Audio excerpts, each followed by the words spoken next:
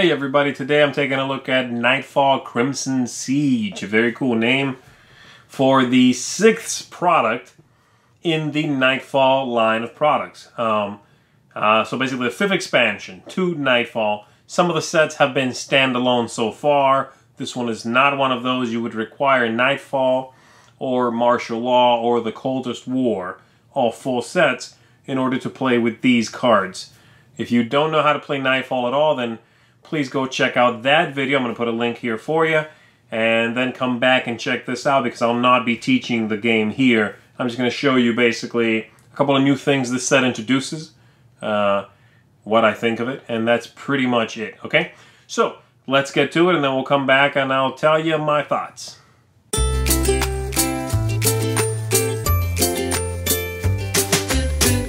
Crimson Siege, as I said, is a smaller expansion, not a standalone anyway. And it introduces, well, mainly one new mechanism, but let me show you a couple of cards here before I get to that. Here we have Blood Rage, which is very interesting, seeing as to how there already was a card named Blood Rage, written with the space between there, so I don't know what's going on there. That one slipped by, I guess. But anyway, the new Blood Rage costs 5, pretty pricey card, and it inflicts 3 damage on the on any target player you want. The feed is very specific. Discard 2 bleed wounds, so it's really hard and tricky to trigger. I'm not sure it's so specific it almost never happens. This one, same idea here. The feed on this card is discard 2 burn wounds. Not only do you have to have 2 burn wounds or 2 bleed wounds, but you have to have them in your hand at the same time. So there's that. This one here is fodder, and it says chain, summon 2. And then you can do it again by discarding 2 cards. What are they talking about? Summon 2. Well, this game introduces this deck here of ghouls. And basically, these are cards that are going to be summoned into play by these cards. And there's a lot of them, not just this one.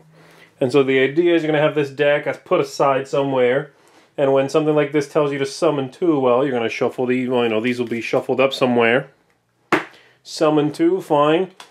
1 and 2, put them in front of you, you're good to go. These are typically just like that, but there are some that are slightly stronger, and they actually have 2 strength instead of 1 strength up here, as you can see. That's basically it. So the game allows now, with all of these summoning ghouls and such, to have basically bigger turns. You have more stuff out there, a bunch of little guys swinging, that sort of thing. So that's the deal with them. Here we have this character, which at the start of your combat phase summons 3. Pretty cool. This one, Scorched Flesh. Inflict 1 damage on each of target player's ghouls and vampires. So we're still, you know, worrying about the type of cards, and we're still attaching cards and such. This one's really expensive. It's 6, and it inflicts 4 damage on a target player when you get that through. And then this one here, Chain, discard 2 bite wounds to place target minion from play into your discard pile. Okay, that's awesome. That means you're stealing a minion from someone else and putting it in your discard pile. Amazing. Except, again, 2 bite wounds. Really specific. But that's basically it. The set really just introduces that pretty much. And the powers start to feel kind of samey at this point in Crimson Siege, assuming, of course, that you're considering the expansions in order. And there have been several already. So while I like this, and I do like it better than some of the other ideas of the expansions introduced before this, for example, avatars. I like this more than I like avatars. It's still a very minor change, and I guess that can be good because you can introduce it into your game very easily. The main innovation in this set, as you can see, is those ghouls, and I do like those ghouls. I think it's interesting having this big pile of shuffling zombies that other cards basically like create and summon for you, because in the right set of 10 cards, right, in the right game, you can have some pretty interesting battles where you have a bunch of these ones or twos out there just going to town. So it makes the game a little bit more epic, and I like that. As far as the cards themselves, I thought the game, the expansion started to get a little convoluted. Some of the abilities started to get real specific.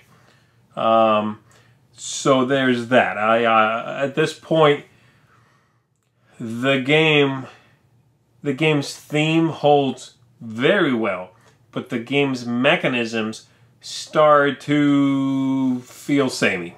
And hence, well, they have to introduce all these new things, right? Which, again, the ghoul thing is interesting, but ultimately a fairly minor addition because, well, only some cards have access to it.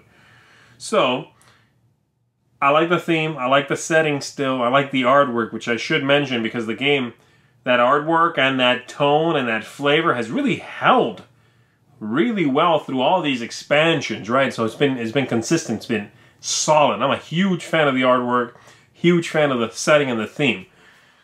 It's just the cards are starting to get a little more, wait, what? I gotta read this a couple times, and okay, so this goes here and does that, okay, got it. So, not my favorite. Up to this point, my favorite expansion would be The Coldest War, which is also a standalone, but as an expansion, treating it all as an expansion.